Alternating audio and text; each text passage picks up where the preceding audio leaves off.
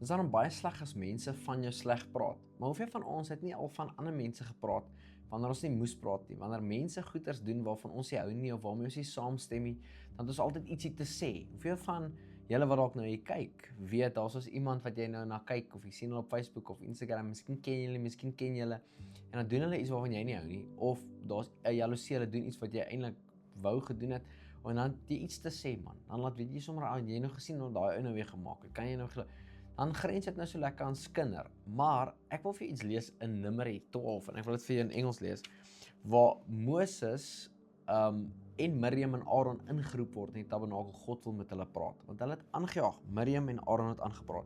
Hoor gou hierso. Then Miriam and Aaron spoke against Moses because of the Ethiopian woman whom he had married, for he had married an Ethiopian woman.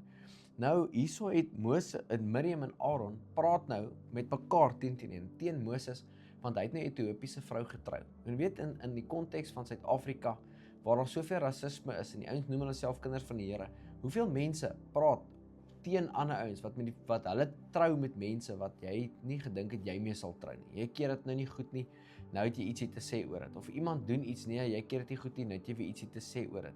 En hulle het hierso in hierdie konteks gepraat van Moses se vrou.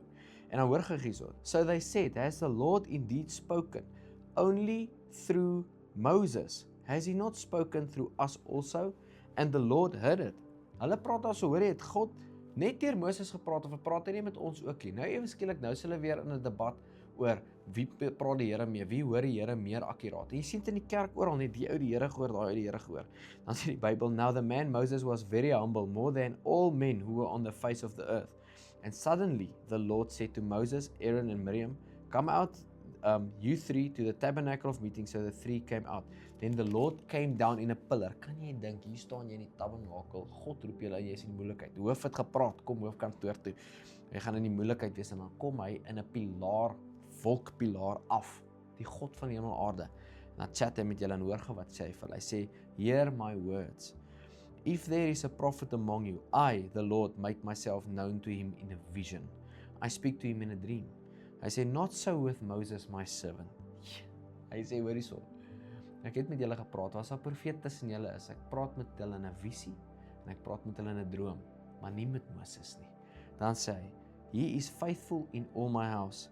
I speak with him face to face, even plainly, and not in dark sayings, and he sees the form of the Lord. Why then were you not afraid to speak against my servant Moses? God kom af, kan jy dink? Jy en iemand staan in skinder nou, hier oor iemand, nee, kan jy glo daai uit nou weer, daai ding gedoen, nee, kan jy glo daai uit nou weer dit gesê, nee, kan jy glo dit het nou, kan jy glo met wie hulle nou getrou, ewe skielik roep die Here jou in kantoor toe, kom gou hierso, ek gaan met julle chat, sê hoorie, as daar enige iemand op aarde is, soos 'n profeet is, wat my stem hoor, dan praat ek met hulle in visies en drome, en wat hy vir hulle sê is, hoorie, met julle ouens, chat ek in visies en drome, maar met hom, nee, met hom praat ek, gesig tot 'n gesig, soos wat 'n vriend met 'n vriend praat, want hy is getrou in my huis.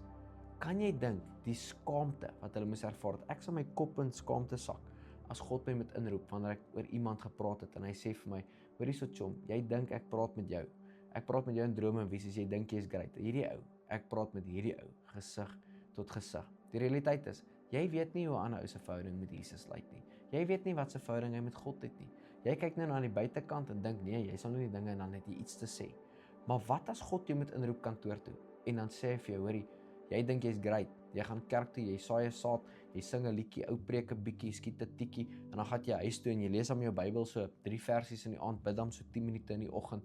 Maar hierdie ou, as ek in hierdie ou in 'n gesprek inkom, dan kyk ek en hy mekaar in die oë, gesig tot gesig, soos 'n vriend vir 'n vriend, want hy's getrou in alles wat hy doen. Nou het jy iets te sê. En dan vra God, hoekom was jy nie bang om teen hom te praat nie? Jy moet vrees om teen mense te praat. Hoekom? Want elke persoon is in die beeld en gelykenis van God geskape.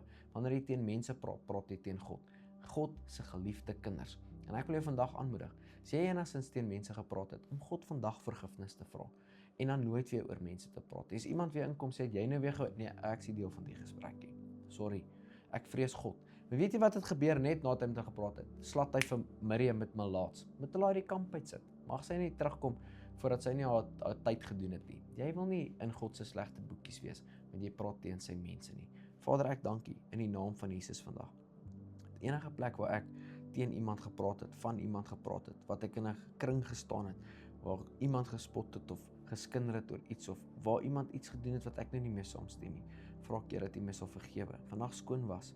Here, U woord sê as ons vergifnis vra, dan was U ons skoon vir al ongeregtighede en U maak ons nuut, skoon en vergewe ons. En ek prys U vandag daarvoor in Jesus se naam.